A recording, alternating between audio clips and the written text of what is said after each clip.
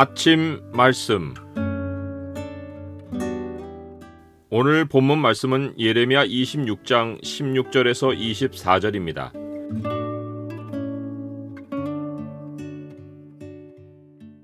오늘 본문을 소망의 창으로 보면 사람이 자기 생명을 하나님께 내어드리면 하나님이 어떻게 그의 생명을 지키시는지가 보입니다. 소망의 창을 보여주는 구절은 26장 24절입니다. 사반의 아들 아이감의 손이 예레미야를 도와주어 그를 백성의 손에 내어주지 아니하여 죽이지 못하게 하니라. 예레미야를 붙잡고 내가 반드시 죽어야 하리라 라고 한 것이 제사장들과 선지자들과 모든 백성이었습니다. 이들은 유다의 고관들을 끌어들여 예레미야를 확실하게 제거하고자 했습니다.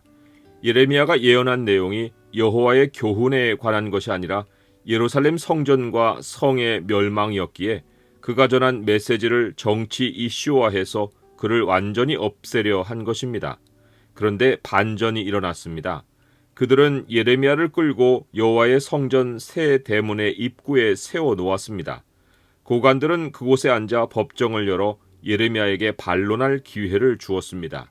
그런데 예레미야가 반론하는 이야기를 듣고 고관들과 모든 백성이 예레미야의 말에 귀를 기울인 것입니다. 예레미야가 한 말은 자기 변호가 아니었습니다. 그는 모든 고관과 백성에게 자기는 여호와께서 보내어 전하라 하신 대로 이 성에 관하여 예언한 것이라고 명확히 증언했습니다. 그러면서 너희는 너희 길과 행위를 고치고 너희 하나님 여호와의 목소리를 청종하라. 그리하면 여호와께서 너희에게 선언하신 재앙에 대하여 뜻을 돌이키시리라 라고 회개를 촉구했습니다. 예레미야는 자기가 그들이 모두 망하기를 바란 것이 아니라 모두가 사는 길을 택하여 악에 대한 하나님의 재앙을 피하기를 바란 것임을 알려주었습니다. 그가 회개를 말하지 않고 반드시 망할 것만 선포했다면 하나님 말씀을 바르게 선포하는 자세가 아닙니다. 사도 베드로가 말했듯이 주의 날은 반드시 도둑같이 올 것이고 그날에는 세상이 끝날 것이지만 그러하여도 우리가 복음을 전하고 사람들에게 회개를 촉구해야 하는 것은 오직 주께서는 사람들을 대하여 오래 참으사 아무도 멸망하지 아니하고 다 회개하기에 이르기를 원하시기 때문입니다. 멸망은 정해져 있으나 또한 하나님이 자기 백성을 구원하시는 것도 정해진 일이어서 우리는 경고와 함께 소망의 메시지를 동시에 전해야 합니다. 종말이 다가오고 있는데 평안을 전하는 것도 거짓 선지자이지만 회개를 촉구하지 않고 저주와 재앙을 선포하는 것도 거짓 선지자입니다. 전자는 평안으로 사람의 마음을 사고 후자는 두려움으로 사람을 자기 손에 거머쥡니다.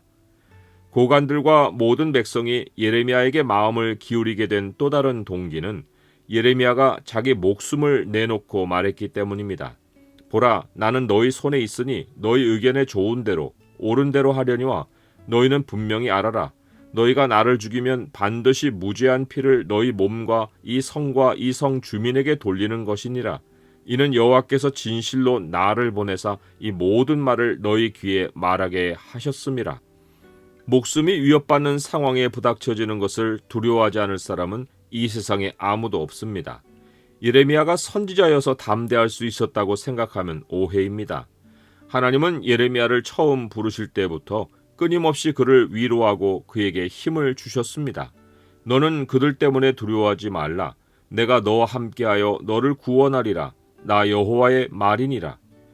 예레미야가 사람들에게 미움을 받고 자기 처지를 한탄하여 잠시 사역을 떠났을 때 하나님은 회개를 촉구하며 그를 다시 무장시켜 주실 것을 약속하셨습니다. 여호와께서 이와 같이 말씀하시되 네가 만일 돌아오면 내가 너를 다시 이끌어 내 앞에 세울 것이며 네가 만일 헛된 것을 버리고 귀한 것을 말한다면 너는 나의 입이 될 것이라. 그들은 네게로 돌아오려니와 너는 그들에게로 돌아가지 말지니라.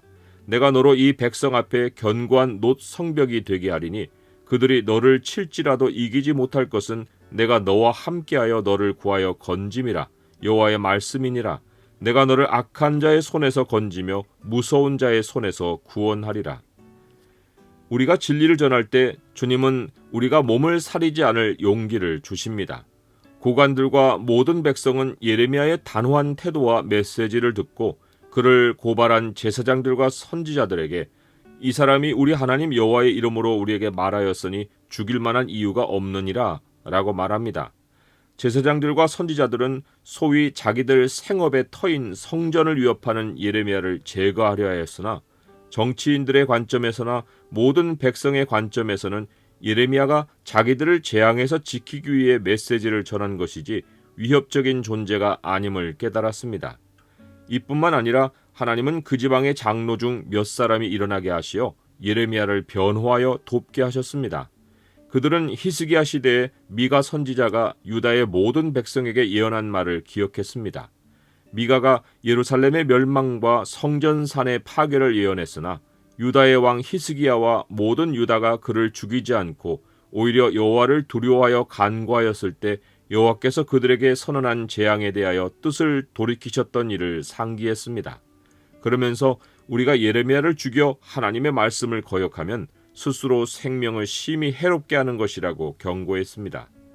미가 시대의 백성도 격렬하게 미가를 비판하며 예언하지 말라고 했습니다. 그들은 미가의 예언이 예언할 것이 아니라고 하며 미가를 공격했습니다. 미가 선지자가 계속 예언을 선포하자 욕하는 말을 그치지 않는다고 하며 비난의 화살을 연방 쏘아댔습니다. 하지만 미가도 예레미야와 같이 그들에게 하나님께로 돌아올 길을 열어놓고 메시지를 전했습니다. 너희 야곱의 족속아 어찌 이르기를 여호와의 영이 성급하시다 하겠느냐, 그의 행위가 이러하시다 하겠느냐, 나의 말이 정직하게 행하는 자에게 유익하지 아니하냐. 하나님은 어떤 재앙의 메시지라도 그 말씀을 듣고 돌이키는 자들과 처음부터 말씀에 따라 올바르게 행하는 자들은 벌하지 않으십니다. 의인이라도 사회 전체가 당하는 고통을 어쩔 수 없이 감내해야 하는 부분이 있지만 그렇다고 멸망당할 자들과 의인들이 똑같은 현실을 겪게 하지 않으십니다. 하나님이 홍수로 멸망하는 중에 노아와 그의 가족을 구원하시고 소돔이 멸망하는 중에 롯과 그의 자녀를 구원하시고 여리고성이 무너지는 중에 라합과 그의 가족을 구원하신 것이 하나님이 자기 백성을 환난에서 지키신다는 명백한 증거들입니다. 예레미야의 모든 말과 같이 이 성과 이 땅에 경고하여 예언했던 또 다른 선지자 우리야가 있었습니다. 그는 예레미야가 위협에 맞선 것과 달리 여호야김과 그의 부하들이 자기 말을 듣고 왕이 죽이려 할 때 두려워 애굽으로 도망했습니다. 여호야김 왕은 사람을 애굽으로 보내어 그를 연행해서 칼로 그를 죽여 시체를 평민의 묘지에 던지게 했습니다. 성경은 왜 예레미야와 비교되는 우리야를 말해주었으며 그는 왜 살지 못하고 죽었습니까? 선지자들 가운데 누군가는 죽기도 하고 누군가는 살기도 하는 것을 알려준 것입니까? 성경이 이 시점에서 우리야와 예레미야를 비교한 것은 그가 애굽으로 도망쳐서 어떤 결말을 맞았는지를 우리로 깨닫게 해주려 한 것입니다. 예수님은 누구든지 제 목숨을 구원하고자 하면 잃을 것이요 누구든지 나를 위하여 제 목숨을 잃으면 찾으리라 라고 하셨습니다. 이 말씀은 모든 시대 하나님 백성에게 진리입니다. 우리에게는 무엇을 하느냐보다 누구를 위하여 그 일을 하느냐가 중요합니다. 그리고 우리가 주를 위해 살면 주님은 생명을 책임지십니다. 살든지 죽든지 주님이 우리를 두신 자리를 지키고 주를 위해 살면 주가 우리를 지키시는 손을 반드시 목격합니다. 하나님 백성은 도망치는 인생이 아닙니다. 주를 위한 인생이고 다른 사람들을 주께로 향하게 하는 인생입니다.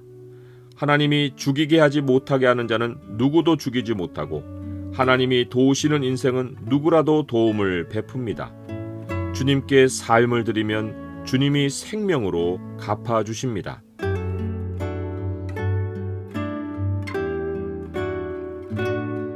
주님, 사람을 두려워하지 않고 오직 주님께 제 생명을 드립니다.